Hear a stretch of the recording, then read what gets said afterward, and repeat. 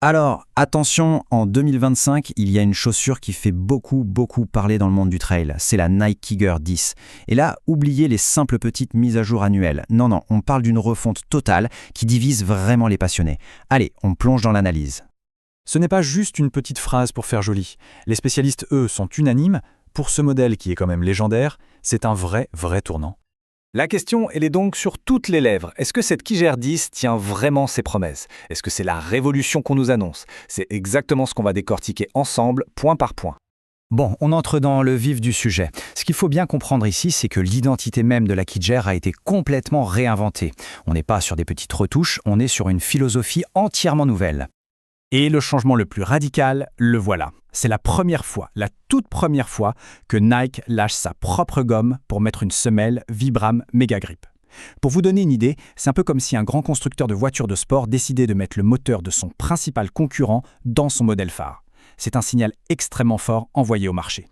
Du coup, à qui elle s'adresse, cette nouvelle Kiger? Le profil est très clair. C'est une chaussure minimaliste. Elle est taillée pour la vitesse, pour les distances courtes, on parle de moins de 50 km, et pour les entraînements qui tapent un peu. Ici, on oublie le gros confort des ultra-trails pour se concentrer sur la performance pure et dure.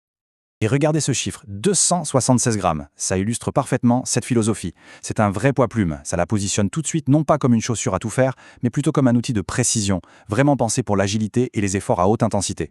Passons maintenant à ce qui justifie ce mot de révolution. C'est quoi son nouvel arsenal technologique? Quelles sont les armes secrètes de cette Kiger 10? On y revient parce que c'est le point crucial, cette fameuse semelle Vibram Mega Grip. C'est vraiment l'innovation principale. L'idée, c'est d'offrir une confiance absolue, un grip qui ne bouge pas, que le terrain soit sec, humide ou technique. C'est ça qui change toute la donne pour ce modèle. Ensuite, la mousse. On a la Cushlon 3.0. Mais attention, le but ici, c'est pas du tout d'avoir un amorti moelleux, un coussin.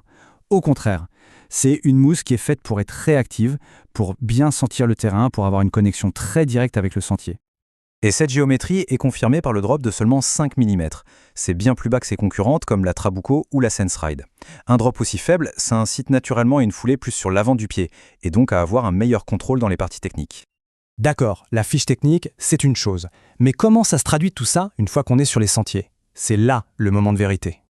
Et sur le terrain, son caractère se révèle tout de suite. La Kiger 10, elle n'est pas passive du tout. Elle a une vraie personnalité, elle pousse à attaquer et à être dynamique. Elle demande de l'engagement, mais en retour, elle récompense avec une sensation de vitesse et de fluidité assez bluffante.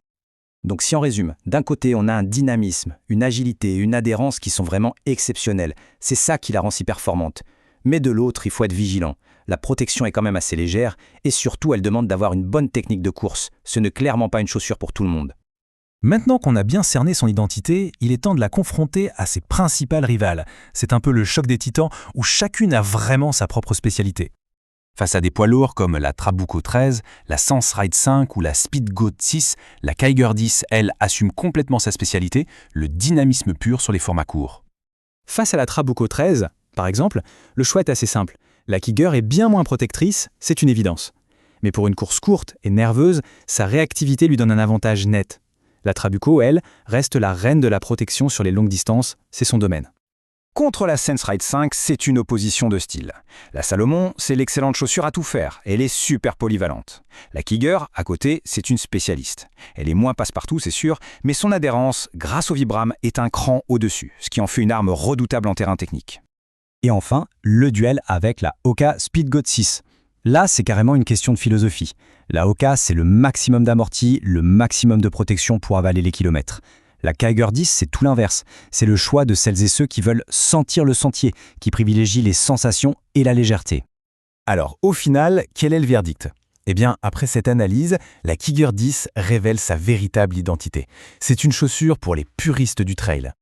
Donc à qui s'adresse-t-elle vraiment? Pour le coureur de trail court, qui est déjà à l'aise techniquement, qui aime sentir le terrain et qui cherche avant tout l'agilité, là, la Kiger 10 est un choix qui frôle la perfection. Mais à l'inverse, il faut être très clair. Il faut l'éviter si on cherche une armure pour faire de l'ultra, si on débute en trail ou si on a besoin de beaucoup de maintien. Ce n'est tout simplement pas pour ça qu'elle est faite. Et c'est là le point le plus important à retenir. Son manque de polyvalence, ce n'est pas un défaut. C'est en fait sa plus grande force. Elle n'essaye pas d'être bonne partout. Non, elle veut être excellente dans son domaine. La vitesse et le dynamisme sur les sentiers courts. On termine donc avec cette question. La Kiger 10, c'est l'arme absolue pour les sentiers rapides ou c'est un risque réservé à une petite élite? En fait, la réponse dépend vraiment du profil de chaque athlète. La vraie question, c'est de savoir où on se situe soi-même.